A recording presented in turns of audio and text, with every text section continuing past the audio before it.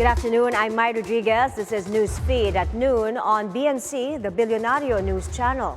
The headlines today: President Marcos vows heads will roll over Alice Go's escape. He also orders the cancellation of Go's passport. Senator Risa Hontiveros and Vice President Sara Dutertes engage in a heated argument over a 10 million peso budget for a book. And in Hollywood, Jennifer Lopez files for divorce from her actor husband, Ben Affleck. President Marcos vows that heads will roll over the escape of dismissed Bamban Tarlac Mayor Alice Go. In a statement, the president says that Alice Go's departure laid bare the corruption that undermines the country's justice system and erodes public trust. Marcos says his administration is determined to expose those who aided Go and betrayed the people's trust. He adds that there is no room in his government for anyone who places personal interest above serving the Filipinos with honor, integrity, and justice. Senator Risa Hontiveros on Monday revealed the flight from the country of Go using Philippine travel documents despite facing a warrant of arrest from the Senate. Go is being investigated by the Senate for her alleged involvement in illegal activities connected to POGO operations.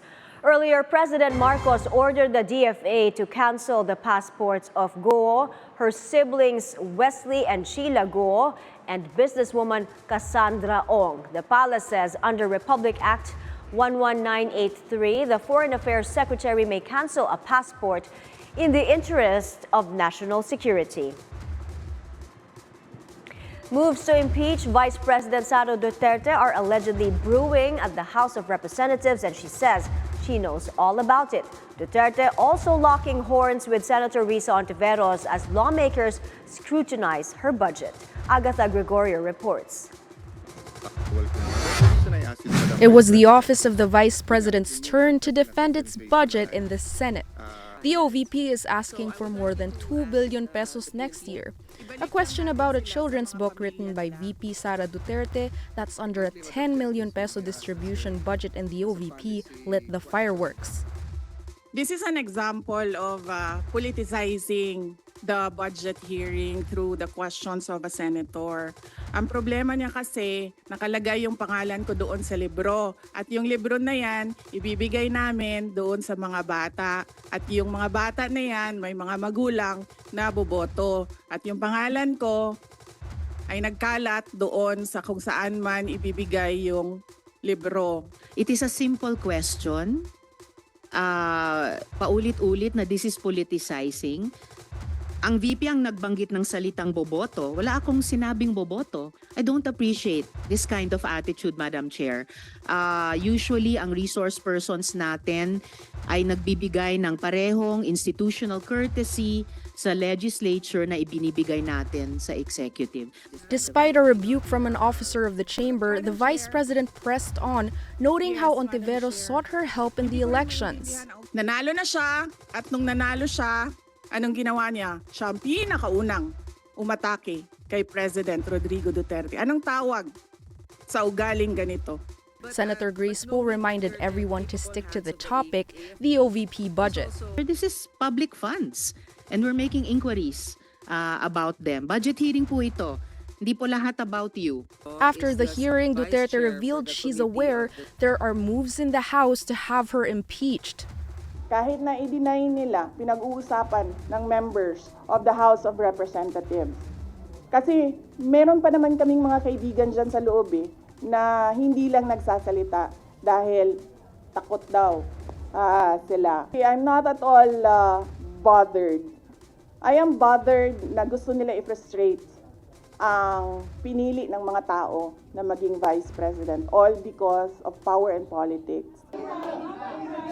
Alam, mahirap sagutin ang 2028 kasi imagine niyo, pagkatapos ng filing of candidacy, lumapit na sa akin yung magkapatid na Marcos. Sabi nila, hindi kami mananalo kung hindi mo tutulungan kami sa Mindanao at sa Visayas. Sabi ko sa kanila, okay sige, dahil maraming big ticket projects si Pangulong Duterte. Kaya nga, di ba, tumakbo kami on the platform of unity and continuity na hindi natin nakikita ngayon na saan na yung mga big ticket projects. Wala na lahat. Unappropriated. And with the unit team of Bongbong and Sara now dead, the Vice President was asked if she regrets helping Mr. Marcos. Do I regret helping? Do you want to answer that question? Agatha Gregorio, Bilyonaryo News Channel. Joining us now via Zoom is the former spokesperson of former Vice President Leni Robredo, Attorney Barry Gutierrez. Good afternoon, Attorney Gutierrez. Good afternoon, Mai. Happy to be here. Okay, let's talk about that verbal tussle between the Vice President and Senator Risa Hontiveros. From your experience being a former staff at the OVP and have been in budget deliberations in the past, what is your reaction to that exchange between the Vice President and Senator Risa? Well, I'll start by saying that it was really irregular. I've been on both sides of budget hearings. I've been in Congress, on the side of asking questions, and I've been on the side of the executive defending your budget. And it's pretty par for the course, pretty typical to have representatives of the executive agencies whose budgets are being presented to answer questions. That's really what the budget hearing is for. So when you're from the executive and you go there, you expect to be able to respond to the questions that the legislatures will throw. On the other hand, if you're a member of the committee, then you expect that your questions will be answered. It's extremely irregular what we saw here, where pretty straightforward question, a question about what the 10 million pesos would actually be buying, what the book was about, and so on. And the Vice President immediately jumps into, well, this is an example of politicking. When it was a very simple, straightforward, standard question to ask in a budget hearing. But I suppose she was seizing the opportunity to actually further push the long-standing narrative that she has been pushing for since she resigned, that she is the subject of political harassment. So more than anything else, I think that what we saw was VP Sara Dutertes taking advantage of the budget hearing to promote the narrative of political harassment that she has been pushing for the past few weeks, ever since she resigned from the cabinet. Let's talk about the proposed 10 million peso budget for the book in a bit, but Senator Risa's point also about the projects being proposed by the OVP is that they were just duplications of other government agencies' existing programs.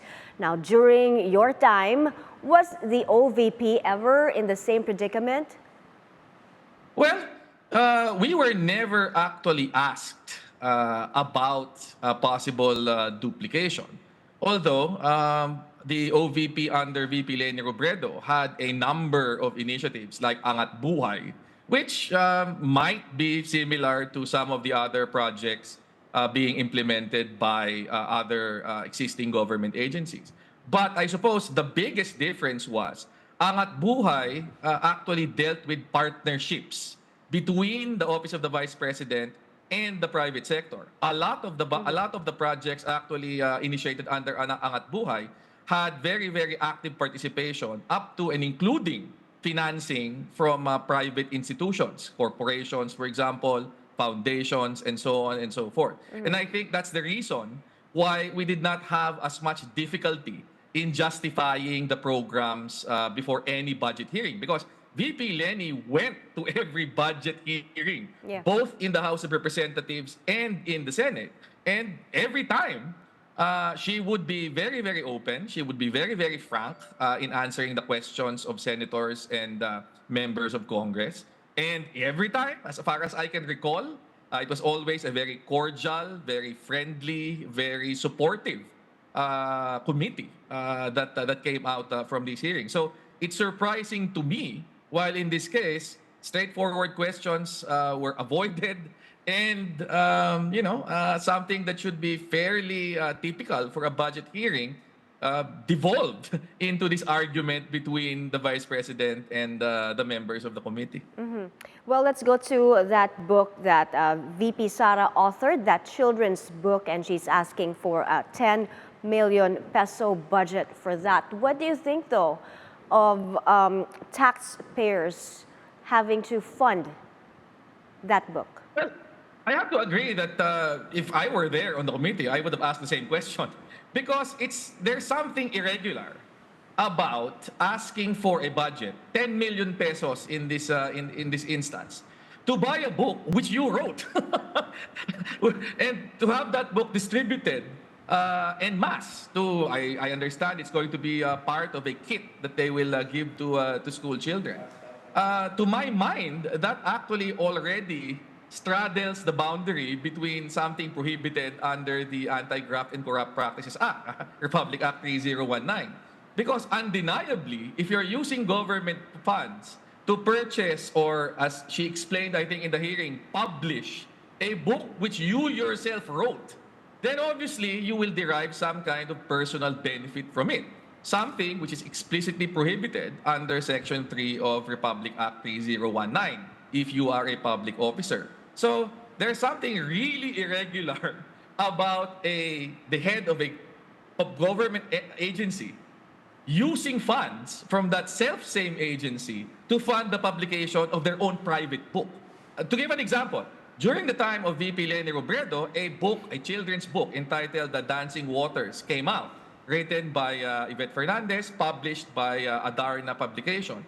But not a single centavo of the OVP budget went to support the publication of that book. In fact, when the book was sold commercially, half of the proceeds realized from the sale of the book went to actually donations to people during COVID. So instead of the government money going out to pay for a book about the head of agency, it was used as a fundraising mechanism in order to generate private funds that would then be used to support public initiatives, which is completely the opposite of what we're seeing here, and which I think was rightfully raised in that public hearing. Yeah. Let's go back now to VP Sara's claim of politicizing the budget and that turning into a heated exchange with Senator Risa. Do you think the committee chair, Senator Grace Poe, should have stepped in immediately to prevent what happened? Well, I think that the chair should have been more explicit in directing the resource persons to answer the question. Because I think that's the purpose, the main purpose of every budget hearing, whether at the committee level or at the plenary level, is for the resource persons present to actually respond in a substantial manner to the questions coming from members of the Senate or the House of Representatives. In this particular case, it was clear that even though Senator Hontiveros came up with a very simple question which required or deserved a straightforward answer, you had the Vice President changing the topic of the conversation. In fact, if there was anyone who was politicizing the entire proceeding, it was the Vice President. She was the one who raised the issue of, well, the only reason why you're asking this is because my name is on it, and it's going to be distributed, and therefore the people who will see it will probably vote for me. If that's not politics, if that's not an outright admission that you are using this book in order to self-promote politically, then I don't know what it is. And then she goes into this entire tangent about, well, there was this conversation in 2016 where you asked for our support, and then after you won, you attacked the former president. I mean, these are completely unrelated points, and I think that Senator Grace Poe was right when she stepped in at that point. But what I would wish was, earlier on, she should have already come in and said, please just answer the question. And eventually, she simply answers by saying, the book is about friendship. I mean, if she had that answer ready in the first place, she could have said that. And that would probably have been an end to it. Right. But there was a certain hostility, quite evident from her at the outset. Well- and I think that's what led to the confrontation. Well, defending the budget is not yet over for the Vice President because the OVP's budget deliberation is also scheduled at the House of Representatives. What will she face there, do you think? Will she have a harder time there with Martin Romualdez as Speaker? Well, first of all, the question is, will she actually show up in person to answer questions at the House of Representatives? Because in the past, there have been instances where she has just let her undersecretaries appear during the actual hearing with she herself not showing up to answer questions directly. So that's the first question. If she does show up, well, I think the difficulty will be less about Martin Romualdez. The difficulty will be more about what happened in the Senate yesterday.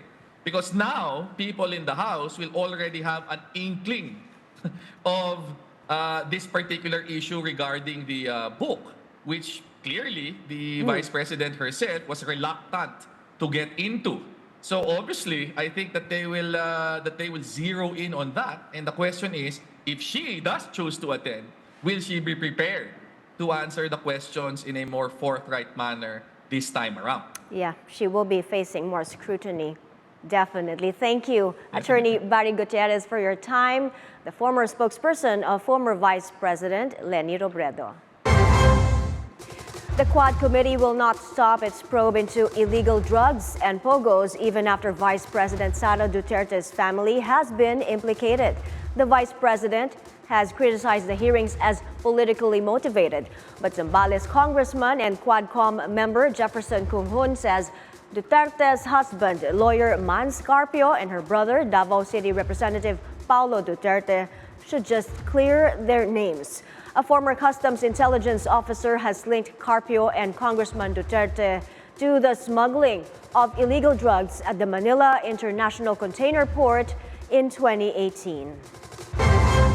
Coming up, remembering former Senator Ninoy Aquino. Stay tuned. Newsfeed at noon. We'll be back.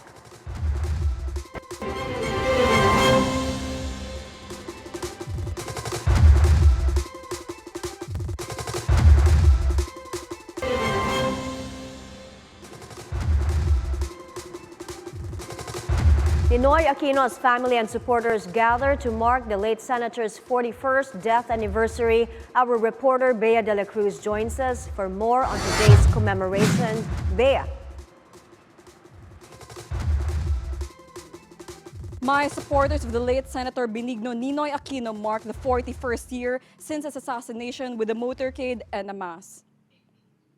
Members of the Aquino family, led by Ninoy's daughter Viel Aquino D, gathered at the tomb of the late senator here at the Manila Memorial Park in Parañaque. In his homily, Father called on everyone to remember the victims of martial law, fight for human rights, and to not remain passive in times of tyranny. Earlier, the August 21 movement, or ATOM, led a motorcade from the Ninoy Aquino International Airport. Later today, film viewing will also be held in Tarlac and Bantayog ng mga bayani in Quezon City. Peace advocate Ging Quintos Dela says to continue remembering the People's Power movement in 1986 that combated against late President Ferdinand Marcos' administration. While Ninoy Aquino Day is still being observed today, August 21, the holiday was moved by President Marcos to Friday, August 23, for a longer weekend, as Monday, National Heroes Day, is also a holiday. The longer break is expected to stimulate the so-called holiday economics. Back to you, Mai. Thank you, Bea de la Cruz there reporting. The Quezon City government has already quarantined 41 close contacts of the first mpox case this year, announced by the Department of Health. In a press conference today, Quezon City Mayor Joy Belmonte says this is part of the containment measures of the disease that the local government is implementing. After conducting contact tracing, they also found out that the 33-year-old male patient visited a dermatology clinic and a massage spa along Mai Rodriguez Avenue. She says authorities already closed down the spa after discovering its permits had expired. The World Health Organization last week declared the mpox surge a public health emergency of international concern. The latest mpox case is the 10th in the country since 2023.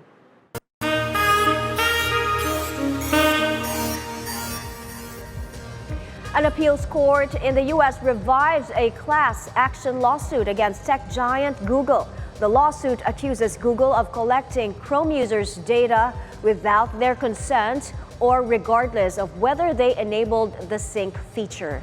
This feature saves bookmarks, passwords, and other information to a Google account.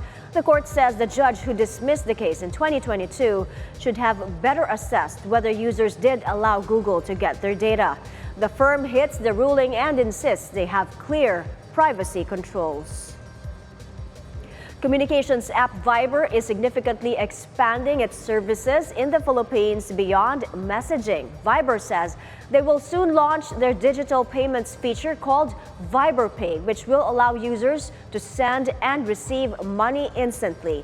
Filipinos will be given early access to this feature ahead of the big launch just by updating their Viber app and joining the waitlist through the new Pay tab, which will be rolled out in the coming days. Viber Pay was first announced in 2022 and is already available in several countries, including Greece and Germany. When Newsfeed at Noon returns, Donald Trump campaigns at a city with historic ties to white supremacists. And J-Lo files for divorce from Ben. Stay tuned.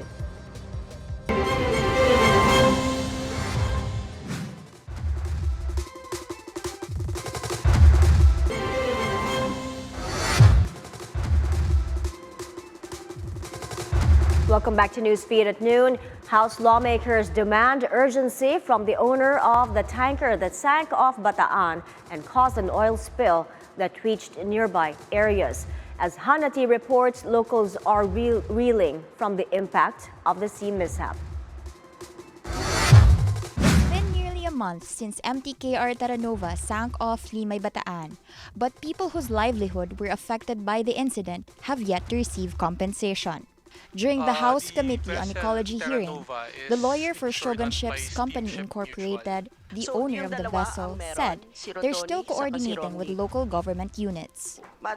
Congresswoman Arlene Brosas expressed frustration, saying the company is moving too slow. Pero ngayon, nagsiset up pa lang. Yes. For the claims. So kung nagsiset up pa lang, wala pa talagang nagagawa. Nothing. Wala pa po eh. But they are, the club correspondent is in close coordination na po with the LGUs. Oh, pero this is after 1 month, ano? Your Honor, to be honest, I have no timeline for that because right now all efforts are in the containment. The vessel has a $6 million insurance which it can use for claims, but that fund is also being used for containment and cleanup operations. Should this run short, the company may use the International Oil Pollution Compensation Funds, which has a limit of $271 million. No information has yet been shared on the number of affected families seeking insurance claims from the company.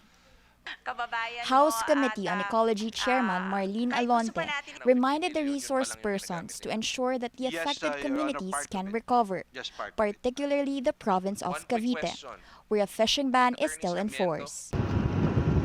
The Bureau of Fisheries and Aquatic Resources, or BFAR, says fish sampling continues in the affected areas of Luzon to determine if fish and other seafood are safe to eat. Currently, NCR and Region 3 are under a level of concern, signifying seafood may be safe, while results for Calabarzon are still pending and expected to be released this week.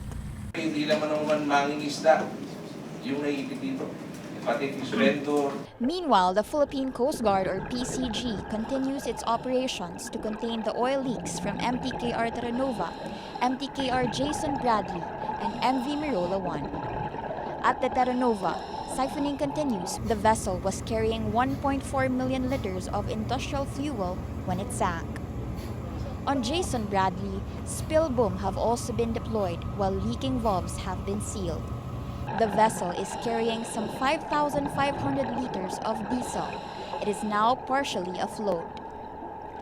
MV Mirola 1, which ran aground, has been fitted with an oil spill boom, and 790 liters of oil-water mixture have been collected from the vessel. The PCG and Marina are trying to determine if there was negligence or violation of safety protocols by the vessels and Coast Guard personnel in Bataan.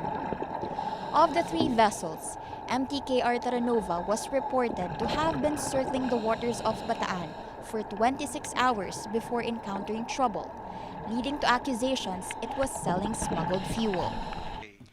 However, the PCG emphasized that they found no evidence of oil smuggling activities. The agency's investigation continues. In this instance, Your Honor, we did not see any smuggling in the case of Terranova. We just saw the vessel when it sunk. Hanati, Bilyonaryo News Channel. So we are conducting. The latest now on the race for the White House. Republican presidential candidate Donald Trump takes his campaign to a Michigan town with historic ties to white supremacy. His visit in Howell comes a month after demonstrations there led by white supremacists. Trump's campaign stop sparked renewed criticisms from Democrats who accuse him of stirring up racial tensions for political gain. We're here today. Over the past 4 years, the Marxist left has waged a vicious war on law enforcement in our country. They've taken away the dignity and the spirit and the life of some of these police officers, and that's why you see it. The crime is so out of control in our country.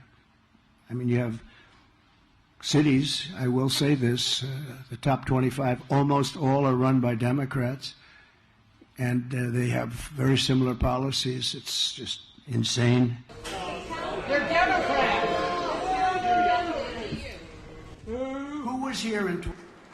Howelltown is linked to the Ku Klux Klan, a group known for its racist history. Michigan is considered a swing state in the November elections.